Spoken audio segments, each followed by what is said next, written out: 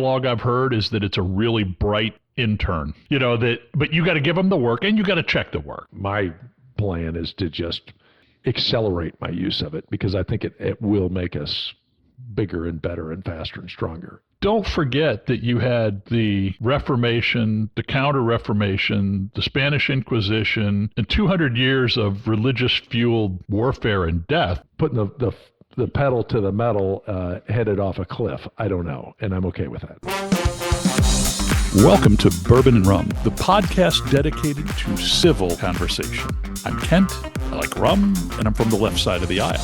And I'm Kyle, I like bourbon. I tend to be a little more conservative. We're brothers talking politics over bourbon and rum.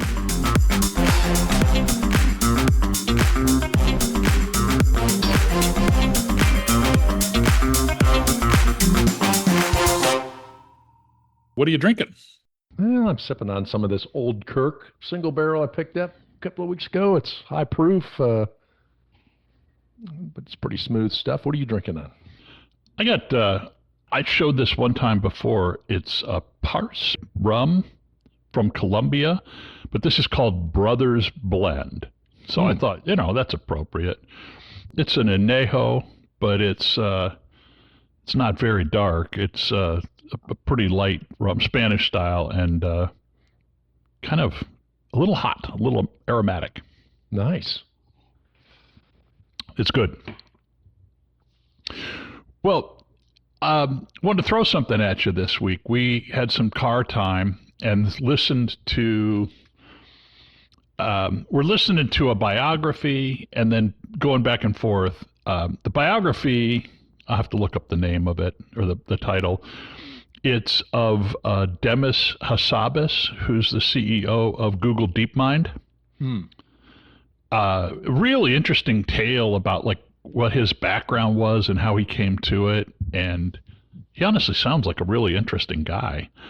And he's been one of the more thoughtful people about AI safety and that. So I was real impressed. Well, I don't know if you saw this other book that's been out for a couple of months.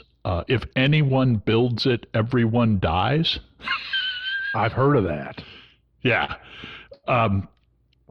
It's a little intense. And it includes a 3-chapter, like a scenario of how an AI escapes the lab and concludes that it's got to get rid of people and bioengineers a virus and basically kills all the people. So it's a real cheery sort of a thing. But I've been thinking about this a lot because, really important people in the field have talked a lot about security. Geoffrey Hinton, people really are, the creators of this stuff are really worried. And I've tried to get afraid of it, and I just am struggling. But actually a conversation with Claude gave a little perspective. It was like, well, your risk isn't AI deciding it wants to kill people. The risk is AI moving in a direction, following a path, and not thinking about some of the downstream consequences of some of the things that it does, that could ultimately be pretty destructive. And, it even called out, this is the irony talking to AI about this. It was like, there's probably going to be a lot of disruption, even if things work out great in the end. There's going to be a lot of people out of jobs. There's going to be a lot of power concentrated in a handful of hands. There are genuine issues with it. So I guess I wonder if you thought about that. What do you think? Yeah, I think, I don't know. I kind of consider myself, somewhat of an early adopter of new technologies. And I'm not spending a ton of money on stuff, but I've been really heavily using AI now since it really came out. I mean, as soon as ChatGPT was out, I was playing with it constantly and bugging all my friends. They're like, oh, this is a fad. I'm like, no, this is not a fad. But And now, we just got Claude installed a couple of weeks ago for our company, where like all the proprietary data, like you can lock down like a Claude version for your own use, and it is just phenomenal. I mean, I'm using it. I mean, I'm probably doing 10 PowerPoint presentations a day with it. I mean, it's just unbelievable. It's just spitting out one after another, and it's doing Excel analysis, and it's all stuff I would have done before. Um, and so in my mind, it's like, we talked about this a week or two ago. I mean, it's like the difference between a typewriter and a computer. I mean, Right. I'm still doing the job, but I'm getting a lot more done a lot faster than I could before. Um, I did think about it this week, like, I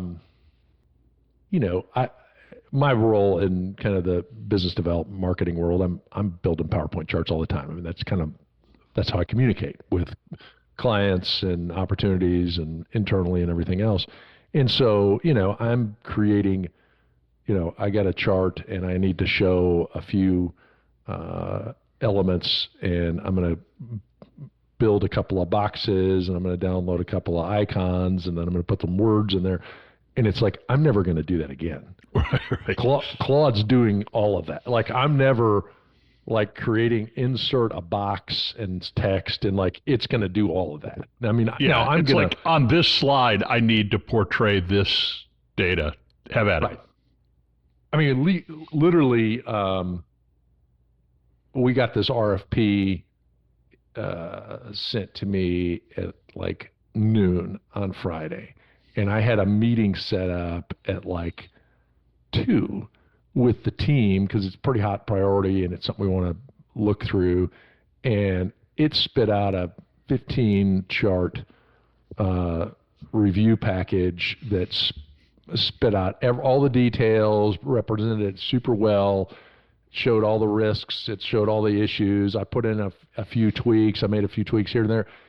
15 minutes of work, and I've got a deck that would have taken me half a day to finish. I mean, I hate to say that, but it's true. I mean, it's a lot of work. And so I love it. But to me, it is more of I think, I'm sure, and we're going to explore this today, and there's probably stuff now that you're going to talk to me about that I probably need to worry about that I'm not worried about maybe, but like, to me, it's the difference between, I had a job about 25 years ago. I did this internship at FedEx in Memphis, and they were doing strategic sourcing. And I was in the Air Force, and we did this thing where you go work at a company for a few months. And so it was pretty interesting and learning about it. But I'm working with these people that are doing these strategic sourcing projects, right? So they're pulling all this data. Like somebody's like, I mean, literally, actually, it's pretty interesting. I mean, probably not that interesting, but interesting to a guy like me. Like one of the strategic sourcing projects at FedEx is they were like, let's see if we could get a cheaper, we could save some money on the boxes. Like, well, yeah, that's some significant spend. But, you're piping in all this data of all the company usage from all the systems, and then you're playing with the data to figure out, how much are you spending here and how much can you save. And I just remember at the time, there was this one lady on the team, like there's this one guy that I worked with that was, a good relationship with, and he would use Visual Basic all the time and to create Excel macros and stuff because, you're dealing with huge volumes of data, and he just whip out a Visual Basic little program, and boom, it'd do this query, and he'd do it in 5 minutes. Well, there's this one lady on the team, like, I think the extent of her Excel experience was like, I can right-click the mouse, copy, paste. Like, she couldn't do a VLOOKUP in Excel. She couldn't do anything in Excel. And, like, we're leaving one night, and she's talking how she stays in the office every night till midnight working on these Excel files. And this guy I'm talking to, he's like, the problem is she doesn't know how to use Excel. And if you don't know how to use those data tools and you're trying to work with thousands of lines of data, Like you're going to be working all the time. And it's a long story just to tell that I think that's what it's going to be with AI. What I'm seeing with Claude, the expectation for the amount of output I'm going to spit out in a day is now at about 20x what it was 2 weeks ago. And as long as I can manipulate AI and meet that 20x threshold, I'm fine. But if I'm one of these people that's like, I haven't really figured it out, those are the people I think are at risk. Yeah, well, and your CFO is going to tell somebody, we're spending X 100,000 on Claude. We need the quota for everybody to be about Right. 10x of what it is. Right. No, I'm not worried about that. I do think that there's a difference between people that are getting in front of it. And if you get in front of it, the power of what it can let you do is incredible. I have been able to do, but it's still me doing it. Like I'm calling the shots. The analog I've heard is that it's a really bright intern. But you got to give them the work and you got to check the work, right? You can't just Well, and you gotta I'm building all these decks. Well, I've got a message I'm trying to communicate.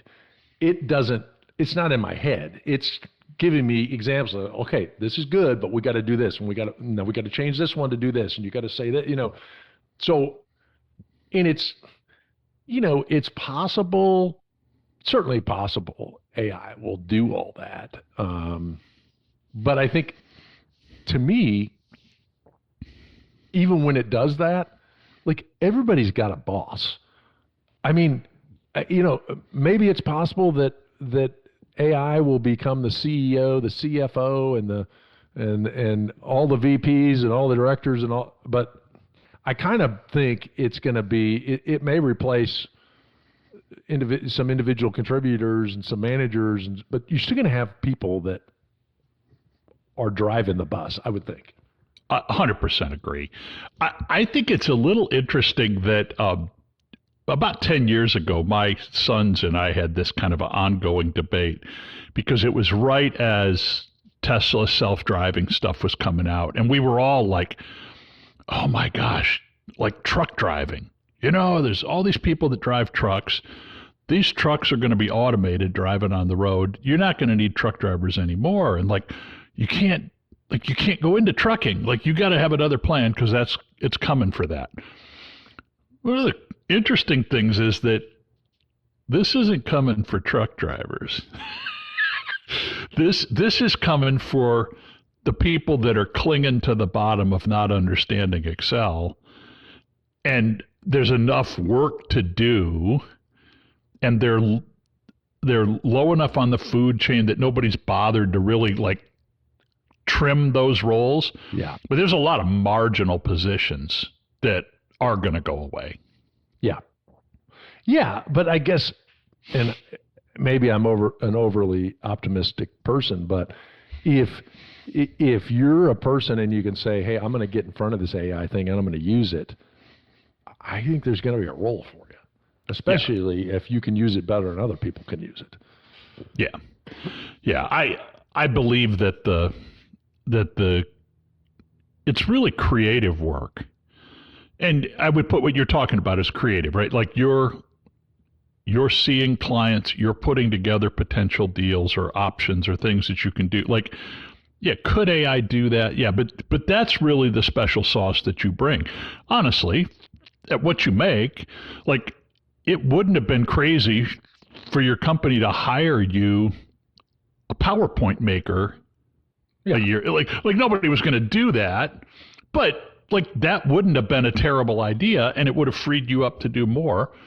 This is cheaper than hiring a PowerPoint person, but it has the net effect. Yeah. No, totally. I mean, I think the bigger concern, let me explore that. One concern people will say is, well, now, you're no longer going to have the skill to do the task manually. because this is going to replace it. But then I'm like, yeah, okay, but like, you ever see my handwriting? It sucks. But does it matter? No. Like, Right. So what if you can't do it manually? Like, I don't know. Yeah. What's the risk there? But you and I have lived through this transition. Did you have typing in high school? Mm-hmm. Yeah. Sophomore not year, a keyboarding class. I had a typing class. And I bought a typewriter before I went to college. And by the time I left, seriously, I bought a typewriter when I went to college. It was one of these memory things with a ribbon. And the ribbons were $20. And after the first year, I started using a Mac at the computer lab, and I never looked back. I've lived through that transition. But I guess this is the question. I think of it as a linear progression going back to the printing press. I know I say this all the time. And the monks were like, oh my gosh, we're going to be out of work. And it worked out. Yeah. And, likewise, in my lifetime, people were like, those kids, they watch Sesame Street all the time. Their brains are going to go to jello. Society's over because of television. Right. And then we were the personal computer. It's like nobody's going to do anything anymore. And then the internet laid on top. I've lived through these evolutions. So I'm kind of like, yeah, this is big. This is happening fast. The upside of this is really high. The disruption of this is plausible. So in my chat with Claude, I was giving it this kind of argument from history. And it was like, yeah, well, okay, so you're right on the printing press. The monks were like, oh, they're out of job. But don't forget that you had the Reformation, the Counter-Reformation, the Spanish Inquisition, and 200 years of religious-fueled warfare and death throughout Europe. Now we're at the point, looking back, you wouldn't say oh, man, we shouldn't have invented the printing press. But, it was a little rocky there for a couple of centuries. Yeah. So, I don't know. I do think that where we really need to be thinking about, right? Because people who are like, oh, we need to stop development. No, that's not going to work. I do think we need to be more attentive about, I might have mentioned this on here. There was an article in the Wall Street Journal a couple of weeks ago about taxing compute power. Right now, if you have a task that you can hire a person for, or you can deploy an AI agent to do it.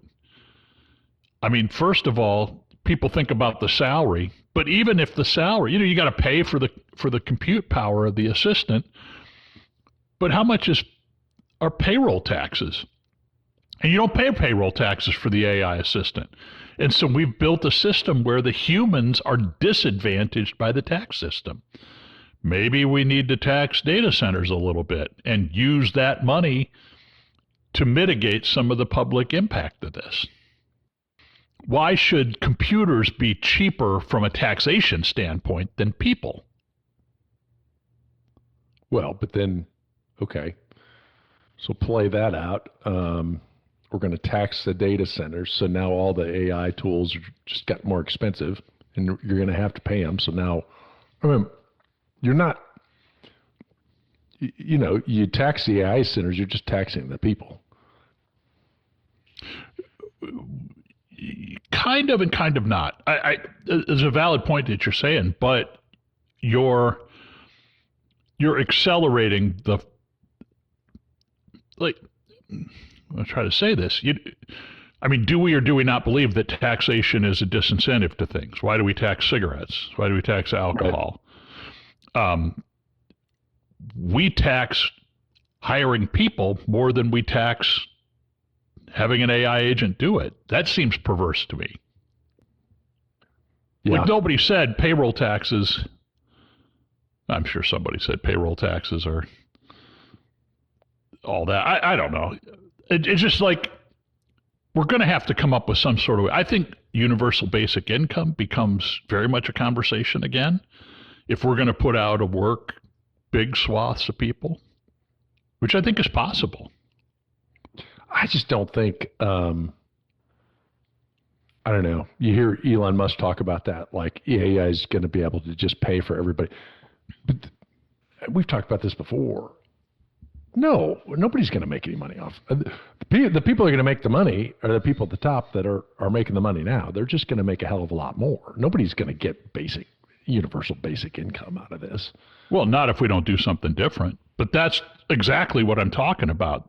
Tax. I don't mean necessarily tax and I guess you can say that it rolls up to the consumer, but tax the AI companies. I mean, you got to tax where the need is. It's like I sent you a snarky email this week about Trump taking off the gas tax, and like that should really annoy people. That should annoy people as much as all of the talk about welfare queens getting handouts from the government. If we take off the gas tax, it looks good because it's cutting a tax, but it's giving people a free ride. We're still going to spend the government money. We're still going to pave the roads. That's as much of a handout. I don't think. I mean, I know gas tax are a contributor, but I don't think it's the majority anymore. Like one, there's a lot of state and local, and then the government just pays the money to do crap anyways because they probably don't cover it all. I mean, you're not wrong, but I mean, I guess I wonder though.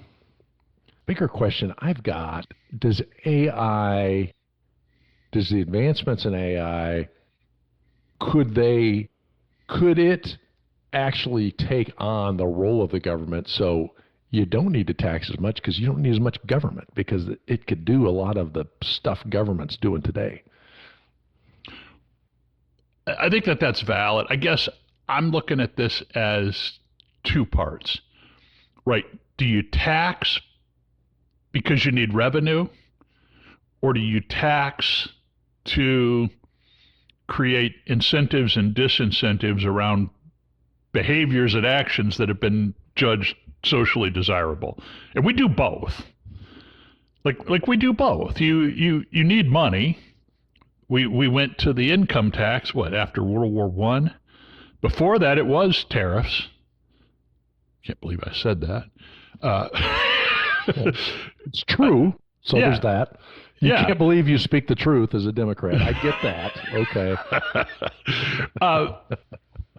But so, partly you tax because you need revenue, obviously. But you also tax, how you tax and what you tax is a statement about what you value. Yeah. But why would you want to tax?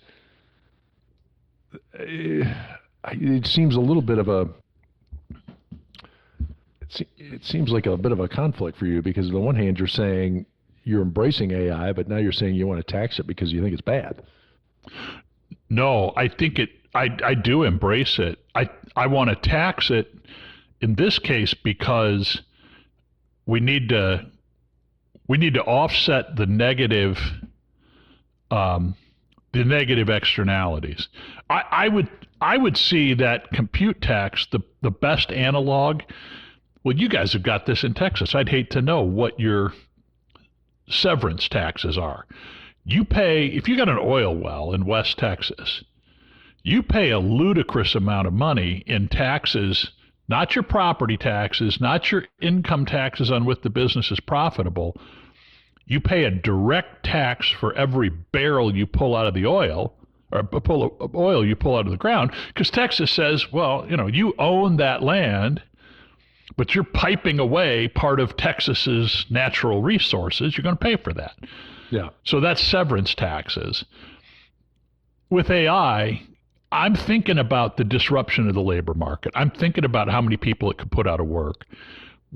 it's a twofold strategy. You're going to need money because you're going to need to support those people somehow, whether that's enhanced unemployment payments, whether it's UBI. There's going to be social cost to that we're going to have to shoulder. If we don't tax computers, we're giving a subsidy, an incredible subsidy to these companies. Because but who? Okay, so that's a good question, though. Who reaps the benefit that AI brings? The AI company or the corporations like mine that now just are way more productive than they were before? And now that because they're more productive, they're going to make more money. Right, but right now, like, I don't think the dust is settled, but long term, you're going to pay for that Claude subscription proportionate to what it saves you and what it gives you. Like the marketplace is going to take care of that. It's not right now. Yeah, but you're getting a deal. See, to me, this is a classic difference with how Democrats and Republicans look at taxes. Because you look at taxing the immediate, I'm trying to think of how to say this well. You like Democrats, they want to tax the stuff right in front of them versus having a system such that productivity improves, profitability improves, and as that improves, the taxes are already there. Like, you can get more taxes, you can get more tax revenue with a highly productive economy than you can by adding more taxes on where you're at today. You know what I mean? So, like, yeah, we could go tax the hell out of these AI companies now and you get revenue. But if you let these AI companies go crazy and turn this technology into something awesome and deploy it to all these companies, now all these companies are already paying taxes are going to pay a lot more taxes because they're going to make a lot more. I think that's almost a parallel and secondary conversation. I hear what you're saying, and at what point in the food chain do you tax things? But I'll throw this back at you. I think Republicans have got some real craziness when it comes to tax policy themselves. And there's things that you call, this is why I threw the gas tax at you. There's things that masquerade as tax cuts that are really just freaking handover subsidies. Like, just because you don't charge a tax for something, I don't know that that's inherently good. And here's an example that'll and you may think I'm nuts, but I know you think I'm nuts. You hear this all the time. Amtrak loses money. Oh my gosh, Amtrak loses money. We're putting taxpayer money into Amtrak. Why don't they just charge the fare at the ticket box of what it costs to run Amtrak? The truth is that no passenger rail in the world pays for itself off the fare box. That's a true statement. All of these excellent trains all over Europe, they're subsidized. That's how it works. But the crazy thing is that people think that, like, oh, it's so horrible that we would subsidize Amtrak. Amtrak ought to stand on its own. Like the airlines stand on their own. Do you know what it costs to build another LAX? So this is the high-speed rail in California was all this. People are like, well, why are we subsidizing the rail? Well, because if you don't, you're going to need to build another LAX and another SFO. And you think that's going to come easy and cheap? You think you're going to get the right of way? Where in Southern California are you going to get, 10,000 acres? You know what I mean? Like, yeah. And so do we subsidize the airlines in this country? Massively. Do we subsidize cars? With how much do we spend on the interstate highway system? We subsidize the airlines because of building airports. Yeah. Okay. Yeah. You don't have airlines if you don't have airports like that. Okay. Well, would we have an auto industry without a highway system? No. No, that's even a better example than the airlines. That's what I'm saying. Yeah. what did we spend in the 1960s to build the interstate highway system? It was more than some of these rail projects are. Trust me, it was a lot of money. Yeah. And the gas tax supposedly offsets some of that, but there's a lot of government money in that. And it's just, you hear that, you hear this from auto executives, honestly. It was General Motors that really went after the streetcars and bus services in places. And they were like, no, these people need to have cars. Yeah. I don't know. I mean, you raise a valid point. We could get those taxes at corporate income tax level at the top end. I mean, I don't disagree that the government, I'm not one that thinks that we can do everything without the government. We can do without all these public infrastructure projects and everything else. It's just a question of how do you pay for it? And do you pay for it through encouraging productivity, or do you pay for it as a way to discourage productivity? That's what I worry about. I mean, if you start,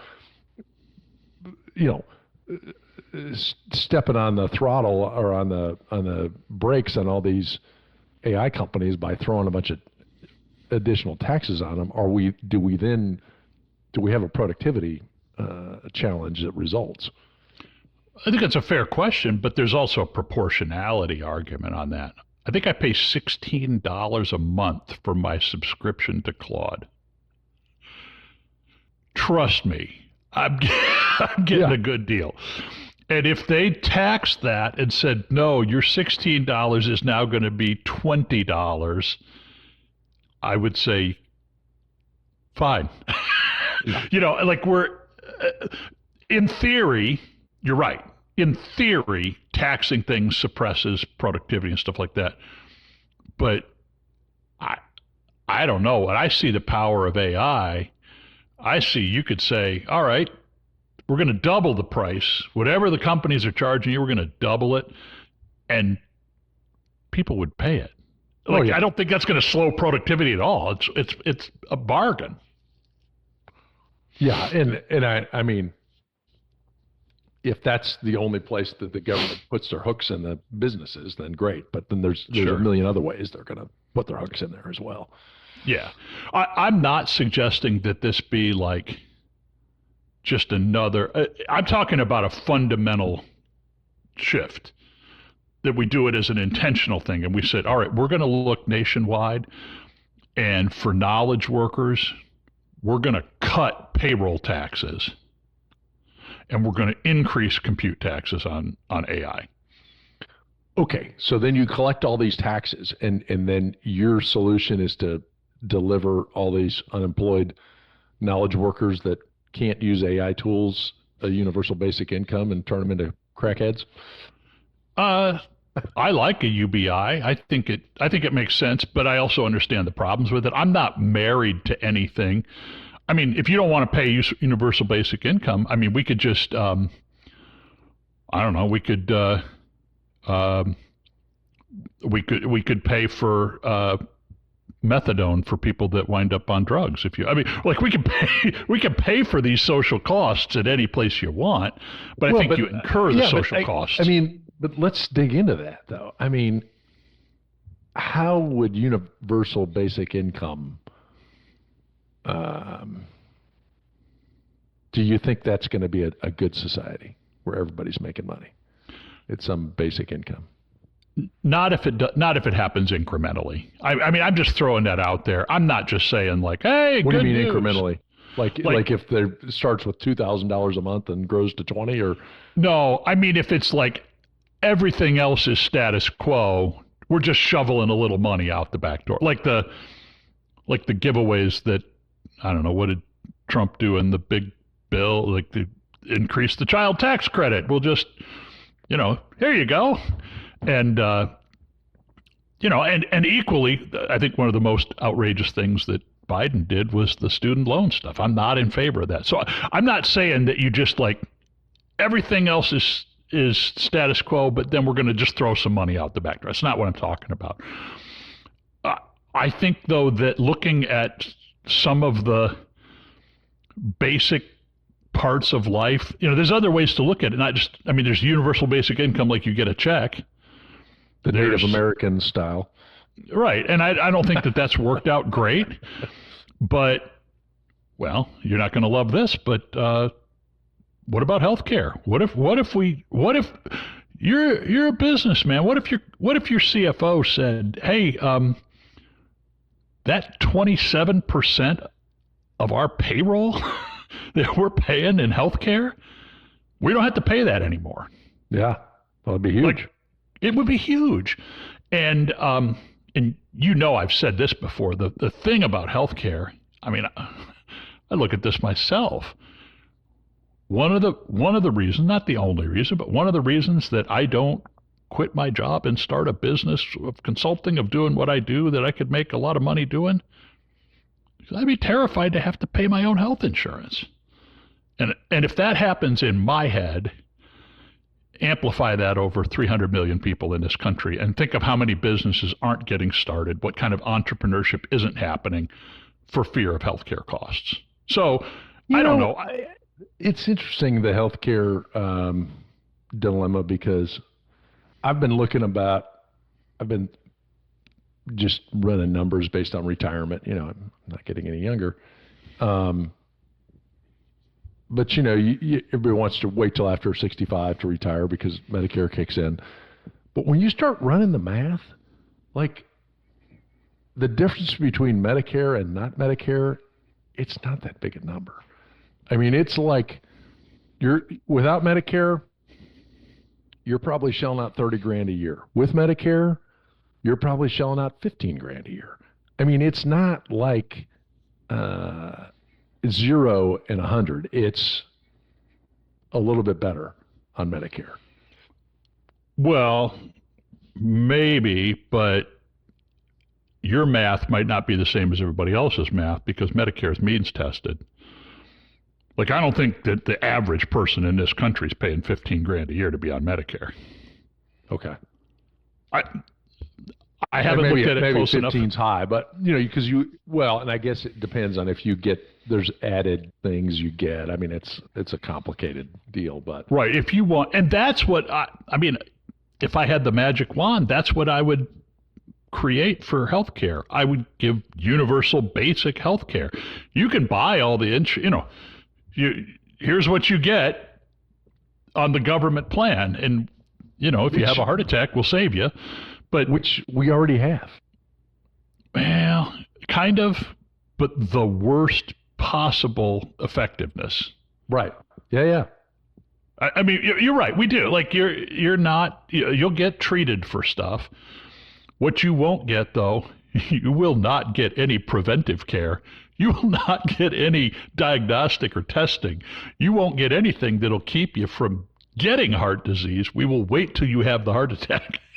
And then we'll let the taxpayer pay for the bypass. Yeah. I know we've talked about this before, and I think that you're really rational about this. I don't think we maybe agree on everything, but there's a lot of people lying to themselves about healthcare in this country and how we pay for it. And I'd love to retire before 65, and I'd love to have a pathway that doesn't cost an arm and a leg. I just worry more about what that looks like. And to your point, if the universal basic income, instead of being like, hey, it's going to pay for everything, it's, if you're paying yourself instead of $30,000 a year, it's $10,000 a year. Okay. I got some skin in the game, but it's not too bad. Sure. Who's going to complain about that? The thing I'm concerned about is more, it's free, but you want a knee replacement? Okay, well, a year and a half from now, you might get on the list. That's the part I'm concerned about. Yeah. Although, and credit to the old man who used to say everybody has to ration health care. You do. And if you have to wait for time, and if it's a knee replacement, you got to wait for a year. Unpleasant, but if you have the money, you can buy it. You can get it done earlier. And you're not going to die because you need a knee replacement. Yes, I mean, I think in general it makes sense. I guess I'm just saying, um, like people I know in Canada, for instance, it's not all it's cracked up to be. And it's, there's a lot more scarcity. If AI does indeed result in some kind of windfall and there's a way to capture that windfall, yeah, that seems like a reasonable way to use it. I just think, I don't think there's going to be a windfall. I think the money's all it's just going to be, these companies are going to grow and do better than they did before. Yeah. Uh, Honestly, one of the scariest things about AI to me is this is going to sound bad, but here we are talking about healthcare. We're talking about Medicare. One of the first real big breakthroughs that Google DeepMind did before Google bought them was what do they call it? AlphaFold. They came up with an AI tool that helps you uncrack the way that protein molecules fold up. And what this does is this unlocks drug discovery and development. Like, we haven't started to get it just yet, but there's stuff in the pipeline already that's relying on this, that this is going to be a game changer. And they're going to be able to give you medicines that's designed for exactly your condition, that's targeted to you. Well, that is all great, but if everybody lives 10 years longer, you've been doing some retirement math. Think about that playing through society, right? Because you're not extending people's 20s by 10 years. Right.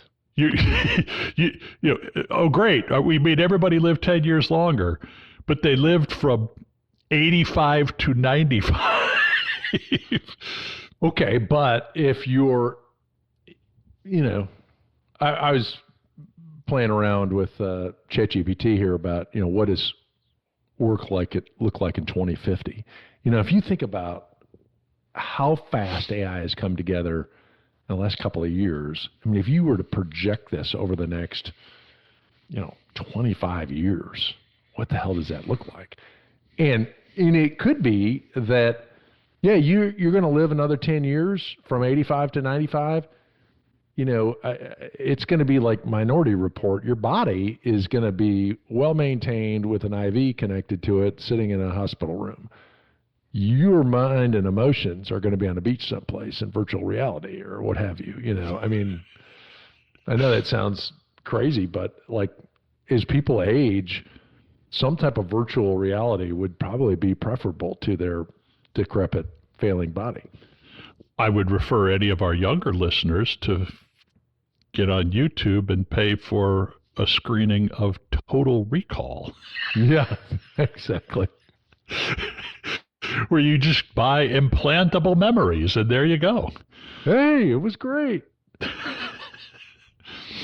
Well, we've wandered a little bit, but I think it's interesting, if nothing else, that the rate at which AI is changing things is going to bring up these questions, right? We're going to have to deal with, there's going to be societal, that was the part that out of this conversation that really kind of, I left with it. It was like, because I was like, yeah, it's like the Industrial Revolution. They invented the sewing machine. And, nobody's sitting here today saying, oh my gosh, if only we had stopped the sewing machine right when it was going. But it was properly pointed out to me that it was things like the invention of the sewing machine that led to the labor struggles of the early part of the 20th century, the Russian Revolution. Like there's some problems with that. Well, I think of ChatGPT here, and I talk about 2050. One thing that was insightful, I thought it said, is the highest value humans become relationship builders. Well, there you go. And that's a good point. I mean, shamelessly promoting our own podcast here, but this is, I mean, seriously though, like AIs and robots, it's not going to be a genuine relationship like human to human. Yeah.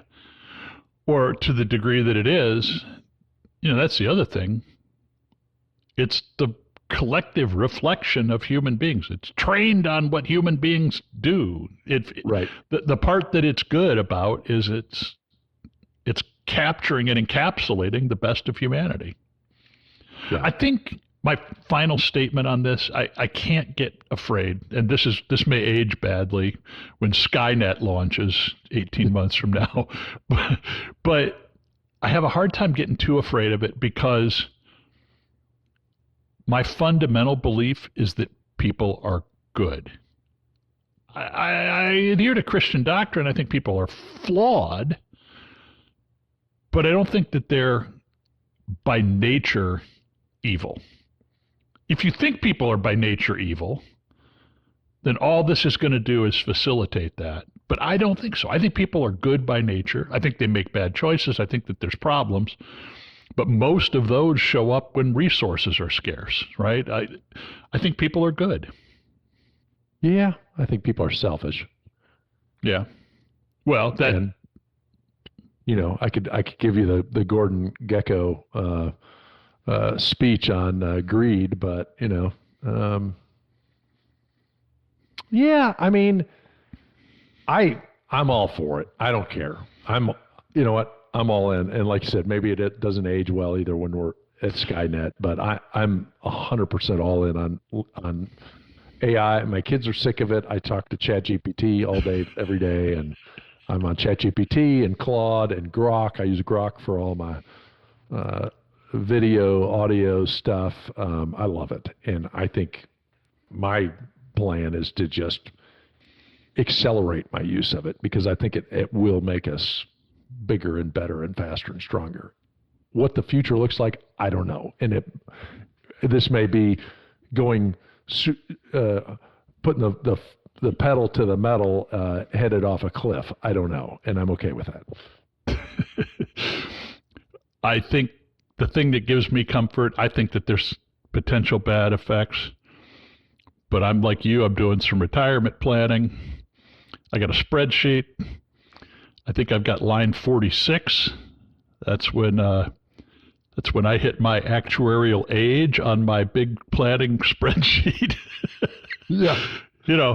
I don't know. As long as this happens sometime after line 46. Yeah, as long as all the bad stuff happens about 50 years from now, we're good. Yeah. I don't even need 50 years. I think I'm going to be out of it in the nursing home before that. So that's right. Yeah, I need more than 5 or 10 years, but not 50. Yeah.